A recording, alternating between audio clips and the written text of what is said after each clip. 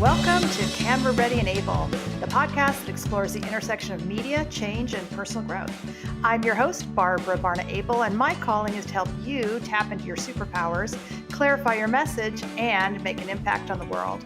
Today's episode is brought to you by the word boundaries. To be specific, personal boundaries, which Wikipedia defines as guidelines, rules, or limits that a person creates to identify reasonable, safe, and permissible ways for other people to behave towards them. I am over the moon to welcome Terri Cole to the show because she literally wrote the book on boundaries called Boundary Boss, The Essential Guide to Talk True, Be Seen, and Finally Live Free, which is available now from fine booksellers everywhere. Terri is a licensed psychotherapist, relationship and empowerment expert, founder of the Real Love Revolution, and my very first coach, to which I owe so much. So, Terri, just the most warm-hearted welcome to you. It is incredible. Oh my God, Barbara, I'm so excited. Full disclosure, I am a full-on recovering pleaser. So I cannot tell you how excited I am about Boundary Boss. This is beyond the beyond. So I love this from your bio. Terri has made it her mission to teach as many women as possible to establish and maintain effective boundaries with ease and create and sustain healthy, vibrant relationships. First of all, thank the goddess for you. But two, I want to just right there, go there. For so many of us, what does a healthy, vibrant relationship look and feel like? Some of us don't even know. A healthy, vibrant relationship is one where there's mutuality, where the power is relatively equitable, right? So you don't have one person endlessly dominating the other person, where there's an equitability in the emotional labor that is done within the relationship. That, we all go through healthy relationships. Go through, of course, you wax and wane, right? You go through your periods of time where you can be very close and periods of time where not. So we're not talking about that. Relationships where the boundaries are disordered in a real way. Either it could be a good relationship, but the way that people are managing their relationship is through passive-aggressive forms of communication. Instead of saying what you're mad about, slamming a door, rolling an eye, having the same fight over and over because you're actually not talking about what the real problems are. Vibrant relationships really do require mutual respect. They require that you want what the other person wants for themselves. So it's like a me and a we. And this is, again, just according to Terri Cole, right? So like, I'm not God, I'm just telling you my thoughts of being a psychotherapist for almost 25 years of what does it look like? It also looks like some grace. We're not perfect, right? Mm-hmm. You can choose to focus on all the crap that you think is wrong with your partner, or you can choose to appreciate what is right about them while you problem solve together. But it's very easy, especially in long-term relationships, and I know we both are in them. It's like you got to choose. Or, even if they're telling the friggin' story all wrong, just let them tell it. Right? Like you don't need to be like, it wasn't the summer of 77. It was the summer of 78. Like we don't need to, do things because it makes the other person happy. I can't tell you how much classical music live I've seen in my life. I do not like classical music. I mean, I don't hate it, but it makes Vic so happy, my husband. He loves it so much. He'll be like, oh my God, babe, do you remember in 2005 when we saw the thing at Carnegie Hall? No, I do not. But I'm like, yeah, it was so amazing, babe. I loved it. Now, other people would be like, well, why are you doing that? Here's the thing. Vic does so much in my life in healthy relationships. You want to be a part of the solution for your person. I believe that it's work I am committed to doing, work that I love to do, but work that you have to do if you want to stay married for multiple decades or want to be in a long-term relationship. It's work that makes your life easier. Yes. And improves the quality of your life. That's fantastic. What prompted you to write the book? I mean, listen, what do they say, right? You teach what you most need to learn. So I had decades, well, not decades, but yeah, decades, I guess, of being a boundary disaster. Although I did start in therapy very young, I am also a recovering people pleaser, right? Having the disease to please, as a Harriet Breaker named it back in the day. And it created a lot of conflict in my young life. And so I got into therapy when I was in college still, stopped drinking my senior year of college, and started really seeing like you can't be you can't please all of these people and then still have a life that actually pleases you. I was so afraid of confrontation, so afraid of rejection, and so afraid of hurting someone else's feelings, so afraid of falling from grace, not being the hero, so afraid of so many things that I was driven. I mean, afraid of failure.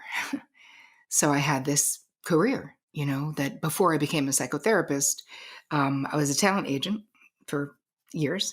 I was running a talent agency, like the New York office of a talent agency, bi-coastal agency, when I was in my early 30s. And by that point, I just realized I'd been on my own boundary journey, right? I had realized in therapy. So I'd been working on this of like, wow, not knowing how to do these things is making my life hard, is harming the relationships in my life. So then I became a therapist. And of course, I was way better at boundaries at that point. But I still saw in every person who walked in the door and put their butt on my couch, every presenting problem, whether it was I'm not being paid the right amount and I can't ask for it, or I'm having conflicts in my relationship, or I'm fighting with my best friend, or I'm exhausted, right? I'm overworked. I'm overcommitted was such a regular thing that I heard all the time. Like I'm so busy, but I'm exhausted. So all of those things, I could bring it back to this one skill set that literally nobody had. And as women, right? So now I know I'm onto something. So now I'm in the trenches with my clients, taking copious notes and being like, what do we need? They don't teach us this in primary school, right? They don't teach us this in high school, not in even in advanced college, no, an advanced degree, no. Even becoming a therapist, nobody taught me this. And when the way we don't learn this at home. So part of the problem with this is that what we learn at home, it's not only not how to be a boundary boss, we learn how to be a boundary disaster. So we are raised and praised for being self-abandoning codependents as women. And I was wondering if it's generational, but I'm sensing from you that it still lingers in a big way. But I want to go back to talking about, because you touched on when you were an agent, so you're very familiar with the entertainment and media industrial complex, which I want to address only because my primary audience, since the world I inhabit, and now you use media as well to share your important and impactful messages. So I want to touch on the boundary issues that show up in this business, probably in a lot of places, but the lines are blurred a lot in this industry because not only am I a recovering pleaser, but I was a legendary enabling codependent assistant when I was younger. I mean, Hall of Famer. Seriously, I feel you. This is, though, the industry is, as I like to say, no offense, because I'm still in the industry, but not a hotbed of mental health. And the rules of engagement, they've been changing since the Me Too and since the, taking down of the Harvey and all the things. But there's a reality that the rules of engagement of being in the entertainment business, being casting director, being an agent, being an assistant, that's not like working at a bank. It is not the same because we worked so much as talent agents.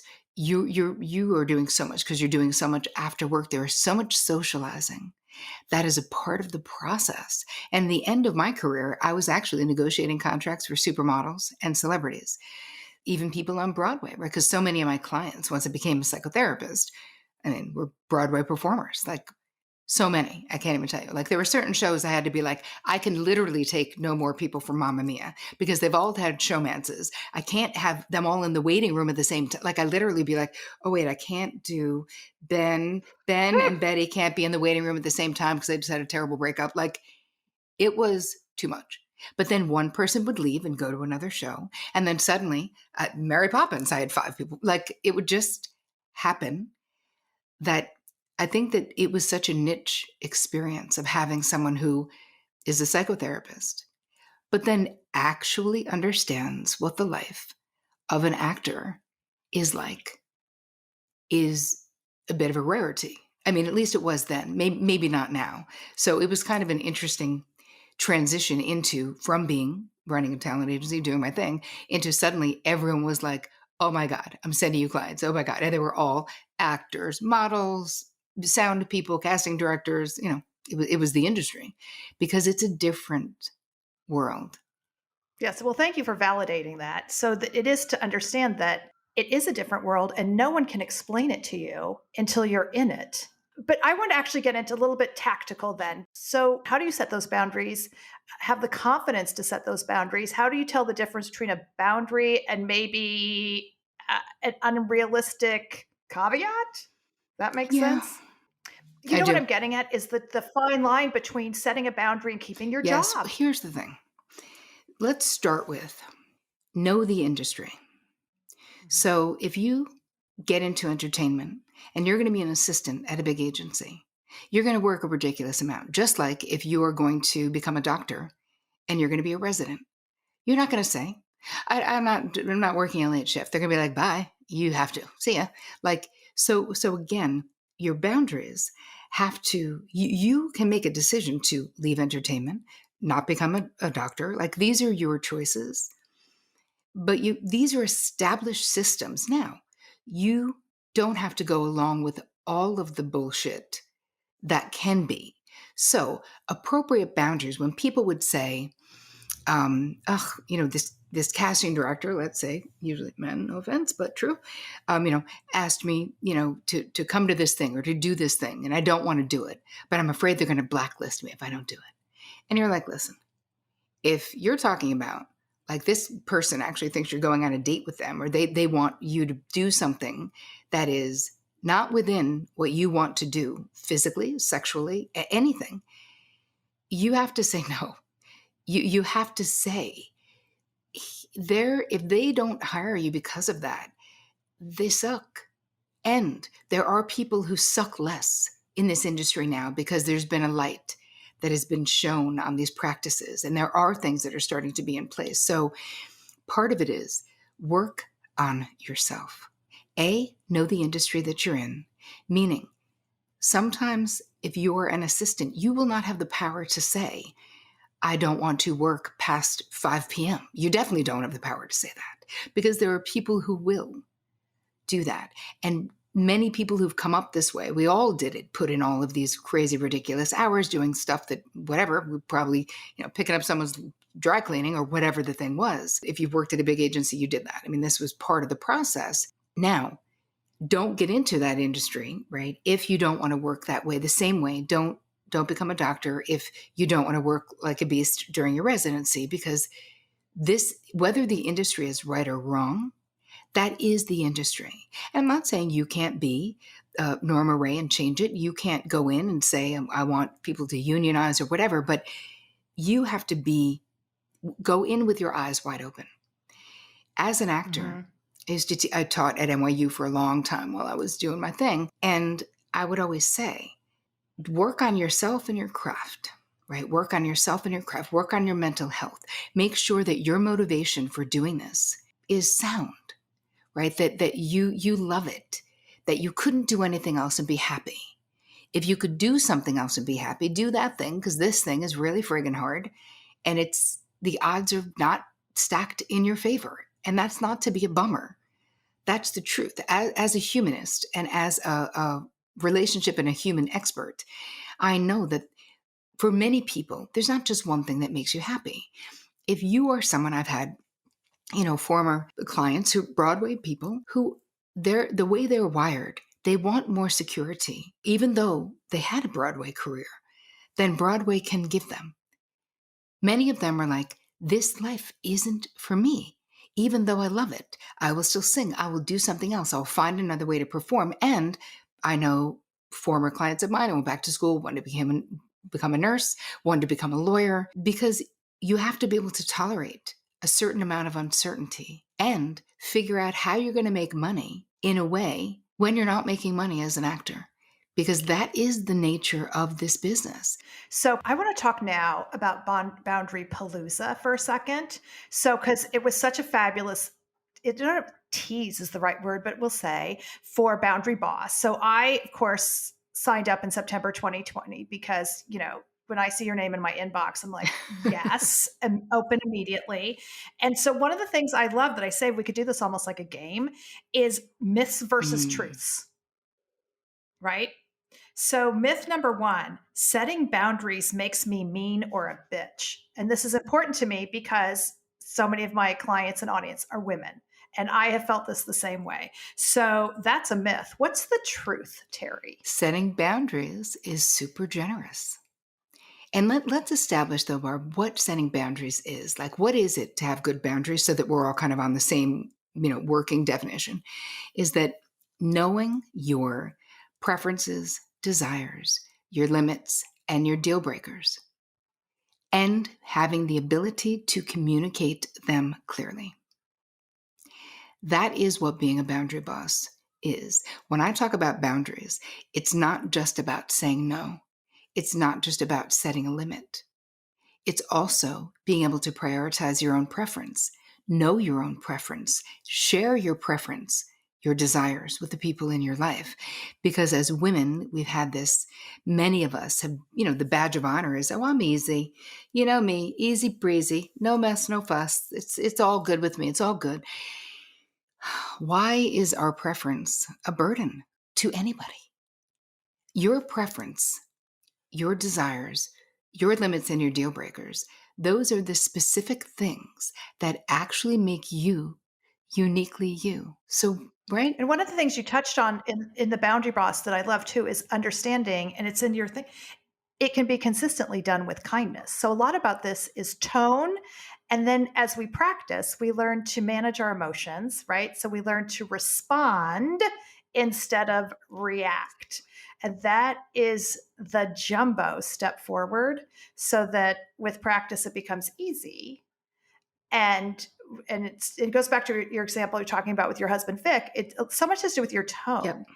Right? It does. Do you mind if I go on a book tour versus, hi, I'm going on a book tour and I'd love to talk to you about this. Here's the thing, though, with the myth of it meaning you have to be mean or a bitch, is that this is also the way that we've been kept in line, right? Mm-hmm. Like don't make waves because then you're hysterical. You must have your period. You're a piece of work. All the things that are said in the past about women who assert themselves. So what I always speak to is this fear, this myth, this first myth that we're hitting, because the reality is that it's loving. It is actually loving to be honest in your relationships. And you can always do it. And I give it one whole chapter in the book is scripts. Where how can you do it with ease and grace? Well, first of all, don't wait 4 decades to do it because then you'll be a volcano no matter what script I give you, right? We have to get to the point where we start doing this early and often, and I teach you exactly how in the book. But you can say, if I'm saying no to someone, they invite me to something, I say, you know what, Betty, I love that you are thinking of me. Thank you so much. And actually, it's either not my thing, right? I hate outside I don't want to go to a concert that she's invited me to. But I love you and let's do dinner soon. I would love to do a lunch. Like there's a way to say no to anything that you don't want to do. And what happens is when we put this desire of being perceived as nice, we want to be perceived as nice. Niceness, this virtue, like above all others. What ends up happening is that we say yes when we really want to say no. And like, is that actually being nice? Hi. No, it's actually lying and giving the people in your life corrupted intel about you. It's bad data, right? They don't even friggin' know you. They're like, "Oh, she loves this." You're like, "No, I just said I loved it the one time, and now you keep bringing me back to this place, and I hate the food." But like, our lives become not our own. It's also much more complicated and messy. But also, in the business sphere, so I do work on the communication side with a number of women in the C suite, and they're double edged swords because I am shocked and disheartened. In this day and age, how many women are still referred to as shrill for speaking their Mhm. truth, in a leadership position? So it goes back to, the concern about likability is inward facing and it undermines our Mhm. leadership, but I can understand where it comes from. Not only you want to be a leader, but it also speaking your truth makes your life a lot less complicated Yeah, than hiding behind the likability and becoming, I love your, a boundary exactly. disaster, which goes back to boundary myth number two. Boundaries will alienate the people I love. And so I'm going to include my colleagues in Mhm. that. Okay, well, no. It actually doesn't, because I want you to visualize. Imagine if you were so masterful that you were actually doing this with ease and grace. Right? Imagine that it was easy because you learned. It's like a language. Right now, it's hard to imagine that you'll be fluent in any other language if nobody taught you. This is what boundaries is. This is learning a language that no one ever taught you. So you shouldn't know it, because how could you? We've only learned sort of the wrong things. So what ends up happening, and if you've ever had a difficult conversation with someone, brought up something like, "Oh, this is a little hard for me to say," or "I wanted to." There's easy ways of saying it, though, in the scripts that I give you, like, "I wanted to bring this to your attention. I wanted to put this on your radar." Right? I give you all these like sentence stems. It's like to start. How do I'd like to make a simple request. There's all of these easy ways. And if your energy is not like aggressive and you're not homicidal, wait until too long until you're so mad you want to like strangle someone, you will be shocked at what people will how they'll respond and how much respect, actual respect, people will give you for being telling the truth. And if someone tries to shut you down, and of course they will, and when we start changing boundary dances, right? These established dances, of course, someone's going to notice. So if it's a love relationship, sometimes they feel threatened. They don't want you to change because what if you change and now you don't love them anymore, let's say. So change makes people, Dr. Harriet Lerner, I love her a lot. She's one of my like psychological heroes. So she wrote, The Dance of Anger, The Dance of Deception, Why Won't You Apologize is her most recent book. But, she talks about relationships all have dances, right? And when you change your moves, someone is going to do a change back move. They're going to like kick you in the shin and be like, "Hey, what do you mean? This is not how we do it. I do this, then you do that. Why aren't you doing that?" But if you can stay, and you can, doing these small changes, when the person sees that this new dance doesn't make you leave them, that you can stay lovingly attached to them and change the boundary dance because you can, they will stop resisting and start dancing the new dance with you, or they won't. And then you have to decide what that means. But most of the changes the way that I teach all of this is very incremental. It's small changes, and we start with low priority people.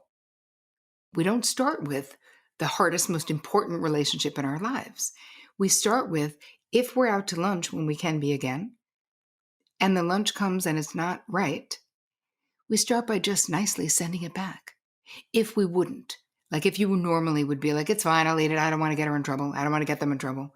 Of course, like how many people listening are like, "Oh God, me every time." So that's the perfect place though, to really look at how the disease to please, or this desire to be perceived as nice, has you abandon what you actually want to eat in the service of what? Because here's the thing, when you do it nicely, when you go, "Oh, hey, actually, can you get this on the side? Because I really don't want it on it. I'm sorry." You can say you're sorry. It's okay. I do. "Oh, but I send it back. Because you know what? I want it the way that I ordered it. And I'm not mad at the server. I'm not going to not tip her 20%. I'm not doing anything that's punitive. And most of the time, they want to get it right. They're like, oh my God, you totally did say on the side, I'm so doing that. And if they say, I'm so sorry, I'm like, no need to be so sorry. Just please change it. Like, I also don't want someone like losing their mind. Like someone, if you call someone out on something and then they over apologize and act like they want to jump off a bridge because of what the horrible, terrible thing that they just did, that's actually can be a passive aggressive way of trying to make you feel bad for drawing the boundary. I'm not into that. When someone like loses, I'm like, hey, the over thing that's happening right now, so super not necessary. Not a big deal. Please change it. You know what I mean? So anyway, the second myth, while we're on the Yes. barn to the second myth, it is not alienating. It actually creates closer relationships because people know you. And yes, in the beginning, will some people like it better when you just let them steal your work and say nothing in the meeting? Sure. Will they get over that when you stop? They will have to, now won't they? To that point, something that you said earlier around in the workplace is in setting those boundaries is something you taught me a long, long time ago too. Identify a problem and offer a solution. So the boundary isn't simply saying no. On a practical level, that can come up from everything that's like, I'm not comfortable saying that line, to I'd prefer not to wear that thing. I'd prefer not to have that person's hand on my person while that thing is taking place. I'd rather not sit here. You just be like, so you know what? I prefer not to do that, but how about this? And so you taught me that a long time ago, the productive, proactive boundary setting solution dance, if you will. Especially if you're in a collaborative space, right? Because we are not Yes. interested in simply shutting something down. And it's also when you become a boundary boss, you learn to negotiate for your needs. And that's what negotiating is, right? Right there, what you just said, Barb, is negotiating. So this is what it says in the script. I'm not comfortable doing that thing, but I would be comfortable doing this thing. Can we have it be this thing? They may say, how about that thing and then this little thing? Okay, I can live with that. That is exactly, it's interesting. That's what I did for a living, right? I was negotiating contracts. So my job is in direct opposition to the person. They're trying to give less money. I'm trying to get more money, right?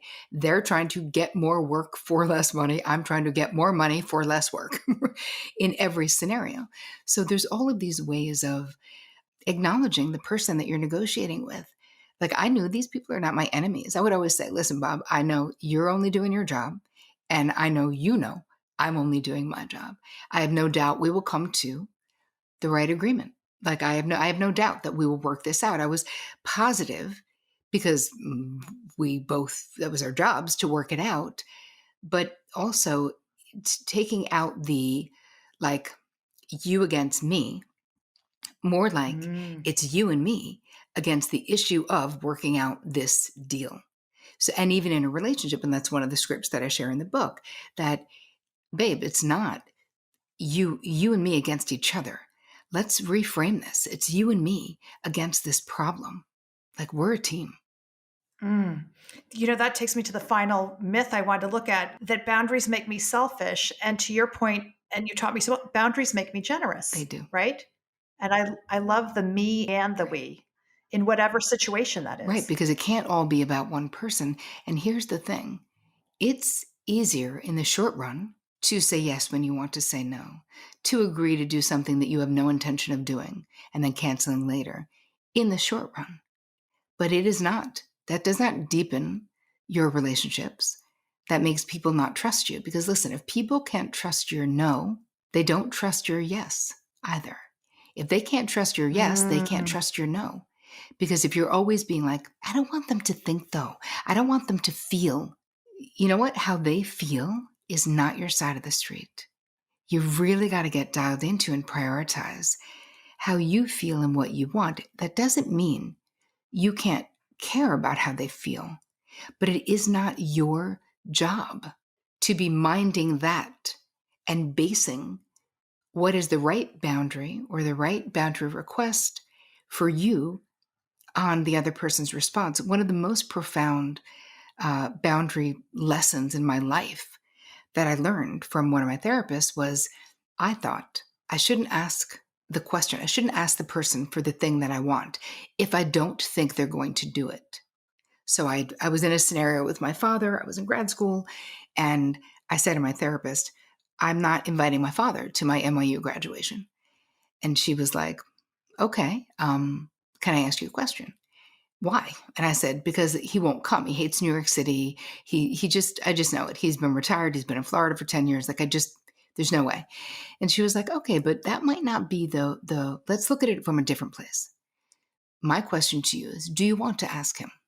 And I was like, I mean, I do. I do. I'm really proud. He's my only father. I really want him to be proud of me too. Like, it is a monumental accomplishment doing this in my 30s, working while I did it, like putting myself through it. She's like, okay, but then that's the reason to ask him. And I was like, but I thought the reason to ask him was so he would come. And she's like, no, listen, Terri, your healing is in the asking with your dad. What you're doing is you're telling him something about yourself. You're sharing what's important to you and that it matters to you. And yes, maybe it makes you a little vulnerable. Will you be okay if he says no? And I was like, of course, I understand. It's a lot. I understand. She's like, okay. So when you go visit him next week, your assignment is you have to ask him to come to the graduation. I was like, oh my God, are you kidding me? Did I just set myself up for this? So I go down. The whole time I'm there, I don't ask. I'm packing and I'm like, I cannot go back to New York and tell Ruth I didn't do this. There's no way I can't. So we're in the car going to the airport. I was like, I have to ask him literally right now. I have to do it. So I was like, hey, Dad. He's like, yeah. I was like, I got an extra ticket to my NYU graduation at the end of May. Awkward silence. He was like, oh. And then he goes, I really can't do it, Terri. I really can't. I was like, it's okay, Dad. It's okay. And then he says, here comes the guilt. I said, no, Dad, no guilt. I said, listen, I can fully understand. But here's the thing. Nobody can replace you, Dad. Mom will be there. My sisters will be there. My friends will be there. But you are my only father. And so you matter to me. And I'm also a grown-up. And I understand this a lot, and I can accept that. But I wanted you to know our connection is important to me. And because I'd had a pretty problematic relationship, he was very unavailable, blah, blah. He was like, okay. So he was never a man of many words, but when he was hugging me goodbye at the airport, it was like this longer than usual hug. And then for the next 6 months, I just started getting these like random cards. It would just be like, love, Dad. That's all it would say. It would be like a card that was like, happy spring, like things that would never have happened prior to that. And my father actually died very suddenly. And that was the last time that I ever saw him. And I was so grateful that I had taken that challenge. And it changed our relationship. We started talking every Sunday.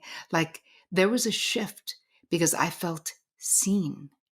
I allowed myself to be seen, even though he couldn't come to the thing. And the day of the graduation, I was so friggin' happy he wasn't there. My mom was there. They're divorced. I was like, oh, who wants to deal with that? Like it all worked out the way that it needed to. But the lesson in that is that this is about negotiating and sharing our most authentic selves with the people that we love, not based on what they'll do, not to manipulate them, to let them know who we are.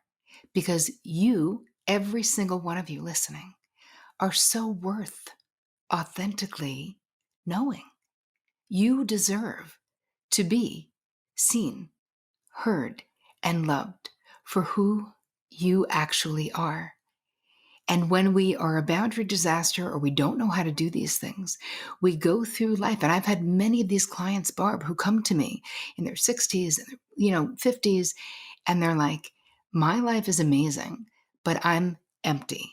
Why? Kids are on track. Money's not a problem. My spouse is all right. Like I like them. I work out a couple of times a week. I have girlfriends. Like, what's the deal? Is this the way I'm supposed to feel? And when we really peel back the layers of the onion, I'm like, does anyone know you? You've checked all the boxes, but who are you inside? What lights you up? What's okay with you? What's not okay with you? What are your preferences? What are your desires? What are your limits? And suddenly there's this awakening of like, wow, I've been checking boxes for decades and I'm not satisfied because I am not talking true in my life. I'm not allowing the people who I love to actually intimately know me because I'm afraid to be vulnerable. And I thought if I just had the outside perfect, right, that I wouldn't have to do this stuff. And then we do the work and then their life changes. So this is what this book is about, is that work, because you don't want to end up in the 6th or 7th decade of your life saying, is this all there is? Because it isn't. There's so much more. Terri, I feel like I could just keep you here and talk to you for years and years and years. What else is on the horizon, or what other fun boundary palooza things can we do? There is actually, I'm part of your Walk Through the Book Early group too, and your Facebook group. So where else can we dive in and join the Terri Cole Boundary Boss Army? You sure can. So you can go to boundarybossbook.com. And if you haven't purchased the book, you can buy it there and then put in your little receipt, just the numbers of whatever it was on Amazon or wherever you bought it. And that will give you access to, I've created so many beautiful bonuses. So it's training. You get like a bunch of hours of training. And you can also go to boundaryquiz.com if you want to get like your baseline boundary functioning. So that's another place you can go. I've got just so many goodies for all of you. So go to boundarybossbook.com. And if you've already, even if you purchased the book a while ago, you can go in and put in your number and get access to boundary meditations, just all of the things that I think that will support you on this journey. And I do want to say this, Barb, no matter where you are, those of you who are listening to this, whether you consider yourself a total boundary disaster, whether you think you might be like kind of a boundary master, you're close, wherever you are, you're in exactly the right place at the right time of your life. It is never too late to learn these skills that nobody taught you. And as, Marianne Williamson says, right? It's not too late. You're not too old. You're right on time and better than you know. So no matter what you've experienced this moment, you're meant to hear this podcast. This is your moment to power pivot. Do it because you deserve to be, right? What is the subtitle? To talk true, be seen, and live free. Power pivoting. That's my next phrase. I love that, Terri. You are a gift. For years and years and years, thank you so much. And I'm really thrilled and grateful for Boundary Boss. Thank you for everything. I can't wait for whatever's next too, but just celebrating this while I have you. And thanks for listening. Be sure to hit subscribe so you know when episodes become available, and never hesitate to scoot on over to abelintermedia.com and say hello. See you next time.